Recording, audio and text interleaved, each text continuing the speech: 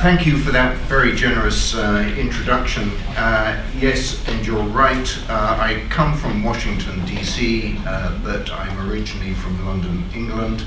I am a US citizen, but as my American friends say, I'm not yet an American.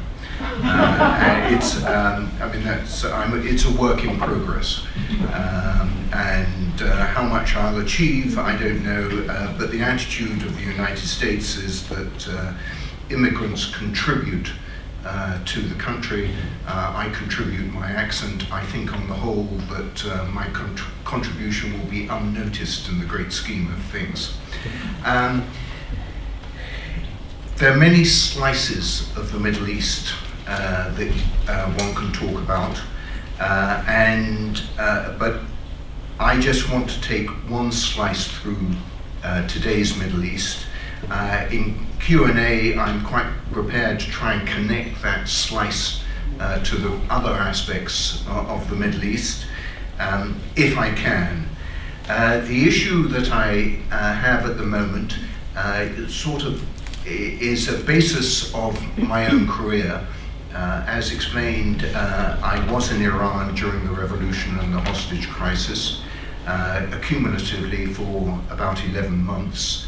I haven't been back to Iran since. That was partly because circumstances didn't require me to go there. In more recent years, I've written about Iran nuclear, and therefore wouldn't go back in case they tried to ask me why I'd written this or why I'd written that. My other issue, my other claim to fame is that I write about Saudi Arabia. I should qualify that to say that I do write about Saudi Arabia. I'm considered to be an expert on Saudi Arabia. The Saudis consider me notorious, and of course I've never been to Saudi Arabia. This is because if you write about Saudi Arabia, and particularly you write about the Saudi royal family, it's not a quick way of getting a visa. As a Saudi friend once said to me, he said, we, the Saudis, talk about the royal family all the time and the politics of the royal family, but we don't write it down. And he said, why do you have to write it down? And I said, well, that's because I come from a different intellectual tradition, that if you talk about something without writing it down, you're just considered to be full of hot air. That's a truncated, neutralized form of the quote, but you get my drift. Anyway, I think there are many slices you could take through the Middle East, and the usual narrative is Israelis, Palestinians. Tonight I'm going to offer a different narrative, which isn't to say it's necessarily the better narrative or the more correct narrative, it's just different. And this is the narrative between Iran and Saudi Arabia, which I regard as being the significant narrative since 1979, the Iranian Revolution, and particularly in the last few years. And I also think it's going to be the best way of explaining change in Saudi Arabia, change in the Middle East over the next few years, probably the next few decades. And it's a question of power. And power is represented in many different ways, but one is to do with the leadership of Islam, and the other, most obviously, is to do with energy. In terms of Islam, and I will keep this to a tabloid version, so you'll forgive me if you're otherwise a greater expert than I am on it, but Saudi Arabia is a Sunni Muslim country, and Iran is a Shiite Muslim country. This goes back to 1,300 years ago, the beginning of Islam. The difference was the split, so to speak, occurred after the death of the Prophet Muhammad, when it was a question of who would be his successor. If you were one who thought that the succession should go to one of his immediate followers, you essentially became a Sunni, and this is tabloid, so please don't pick me up too much on the detail. And if you regarded it in traditional terms that it should go to a member of his family, you were a Shiite. There was a particular twist on the succession from the Prophet Muhammad, which is always a problem for societies which are male dominated or oriented. The Prophet Muhammad didn't have any sons, he only had daughters. And so the additional twist is that for the Shias, the leadership of Islam went to a son-in-law of Muhammad, the Prophet Muhammad, rather than somebody more directly related. And the Shiites are the minority form of Islam, and the Sunnis are the predominant form. Although the Shiites are the minority form, they are by far the majority in Iran. And this has led over the years, over the centuries, to a tension between Iran and Saudi Arabia. So partly based on religion and also partly based on ethnicity. Iranians are Persians, they speak Persian, Farsi. Saudis are Arab, they speak Arabic. On the energy side, which is a much more modern dimension to what I'm talking about, perhaps just in the last 100 years, even less in some cases. Both countries, Iran and Saudi Arabia, have found themselves endowed with considerable hydrocarbon reserves. Something like 65% of the world's oil reserves are found in the Middle East. Production-wise, it's less than that, but in reserves, that's the case in oil.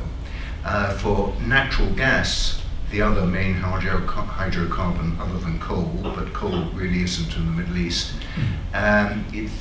there's about 40 to 45% which is found in the Middle East. And Saudi Arabia has the largest oil reserves in the world. If you're picky, you would say Venezuela has, but Venezuelan oil is rather difficult to produce and therefore expensive to produce. Saudi oil is cheap to produce. And the largest natural gas reserves in the world belong to Iran. So there is this competition. And as the map suggests, where it has many labels on it, one of the labels it doesn't have on it is a label for that strip of water between Iran and Saudi Arabia, a strip of water which is known journalistically as the Gulf. Journalists are great cheats because that's the simple way of saying it. If you live in the area, you either call it the Persian Gulf or the Arabian Gulf, depending on which side of the divide you are. The US government has an organization, presumably there is an office somewhere, called the Board of Geographic Names, which ponders in great detail every little aspect of the atlas to decide what the appropriate name is. And in their estimation, the proper name is the Persian Gulf. I forget every argument to it, but the essence of it is that Iran has a larger coastline than the other countries of the Gulf. The US military, which doesn't work with Iran but has to ally itself with the militaries of the Arab states of the Gulf, prefers to call it the Arabian Gulf because that makes their partners in military activities happy. But life's like that, it's full of idiosyncrasies. Anyway, we have a situation today that since the Iranian Revolution in 1979, what was merely a sort of tension between Iran and Saudi Arabia has widened into a great schism. The new regime in Iran, the Islamic Republic, has decided, part of its credo is that it didn't like the status quo, didn't like to be considered inferior by those wretched Saudis, the Sunnis, and was determined to upset the status quo. From an Iranian point of view, or a post-1979 Iran revolution point of view, Saudi Arabia has been the dominant country in the Middle East, but the proper dominant country of the region is Iran, and Iran wants to re-establish that ascendancy. And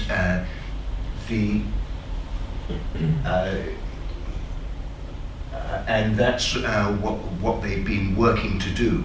The Iranians, the Islamic Republic, also don't like the rest of the establishment of the status quo of the Middle East, and they certainly don't like American involvement in the Middle East. And so, apart from anti-American diatribes which emerge from Tehran, if Tehran is asked to comment on Gulf security, it will say that Gulf security is a question for the countries of the Gulf area, a form of words which notably doesn't include the United States. Now this is important because the Gulf area, because of all this oil and potentially also for the gas, which is less exported these days, but will be probably in the future, the Gulf area produces something of the order of 40% of internationally traded oil, which means, which is a curious form of words, but it means that if the oil which is traded between one country and another, and doesn't include the amount that is produced in one's own country and consumed in one's own country. So 40% is the figure, but it requires a little bit of definition to understand that 40%. And so the Gulf area is crucial to the world economy, because without that 40%, the world economy, the price of oil will go up like that. That upsets the world economy. And so the little bit of territory, little waterway below the word Qatar is in fact the Strait of Hormuz, and that is comparatively narrow, and that is why the US Navy is in the Gulf area in order to keep the Strait of Hormuz open, which is a story in itself which may come up in Q&A. Now, as I've said, the tension within the Middle East, which is the one that I'm interested in my own background with the Financial Times means that I was more interested in oil production rather than civil wars. But the tension is something which will have consequences for the rest of us. And there's a dimension of this which I find intriguing and interacts with the usual narrative of the Middle East, which is Israel-Palestine. And I want to throw this out to you as being the thing which I'm working on and trying to understand, and I don't know where this is going, but I would suggest there is movement there and it is going somewhere, and we should be watching this. And this is that despite the tension, the usual antipathy of Saudi Arabia towards Israel, there seems to be an increasing mutual view between Saudi Arabia and Israel that the problem country in the Middle East for both of them is Iran. And in the circumstances, instead of being at each other's throats, they should be working together. Again, in the Q&A, this is an argument which I can try and develop and illustrate more.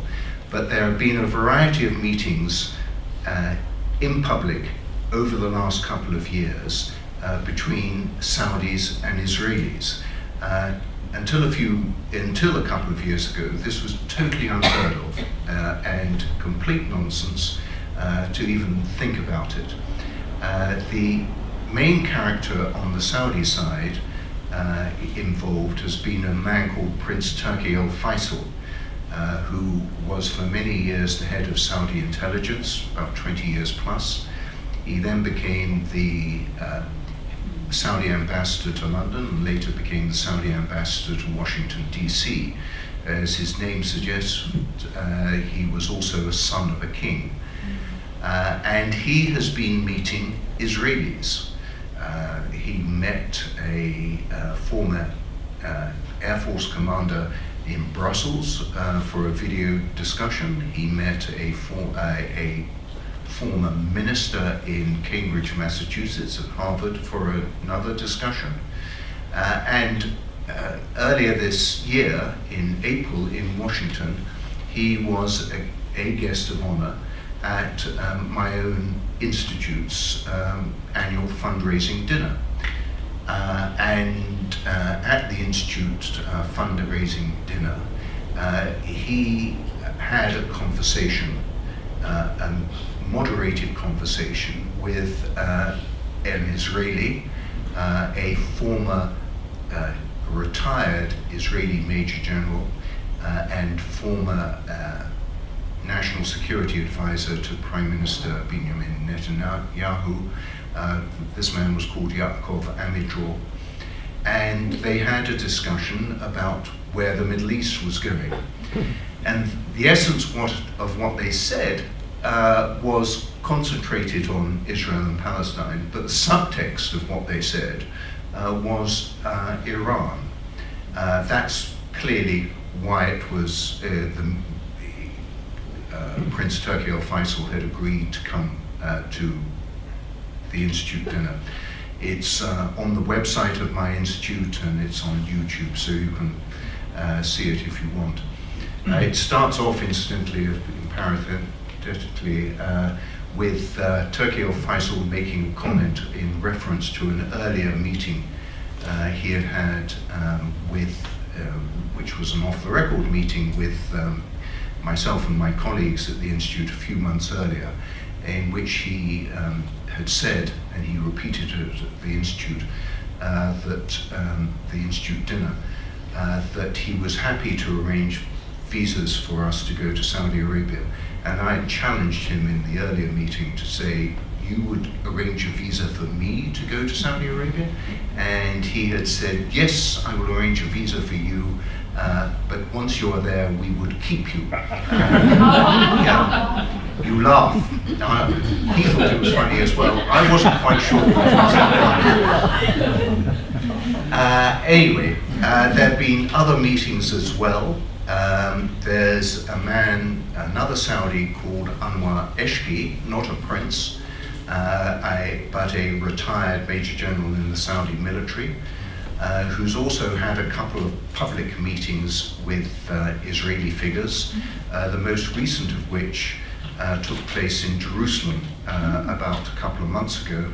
Anwar Eshki had gone to the Palestinian Authority to the town of the city of Ramallah, and supposedly for a wedding, a journey which required him anyway to go through an Israeli checkpoint on the River Jordan. And from Ramallah, for those of you for whom the geography isn't that familiar, it's a 30-minute car ride into Jerusalem. And he took the car ride to Jerusalem, and had coffee at the King David Hotel, the premier Israeli hotel in Jerusalem. He had coffee with the Director General of the Israeli Foreign Ministry, a man called Dori Gold, who's a confidant of Prime Minister Netanyahu. And Anwar Eshki also met the Israeli general who's in charge of relations with the Palestinian Authority, and he had his photograph taken with a bunch of Israeli parliamentarians. So things are moving here. The official Saudi position, when the foreign minister is challenged, is that we have a mechanism, we the Saudis have a mechanism for dealing with Israel. It requires them to retreat from their territory they occupied in 1967. And if they do that and there's a settlement of the refugee issue, then we, Saudi Arabia, will recognize Israel, and we will make sure that the other Arab countries recognize Israel, plus the remaining 57 members of the Islamic Conference of the Organization of the Islamic Conference, which diplomats get very excited by this notion because they believe in any sort of agreement is, although sort of weak from the point of view of normal people, is a useful plank, a useful stepping stone for another diplomatic agreement. But it would seem in the activities of Turki al-Faisal and of Anwar Eshki that there's more movement on this issue between Israel and Saudi Arabia than the normal Riyadh position on the issue. It raises the question, why is it happening? Where is it going?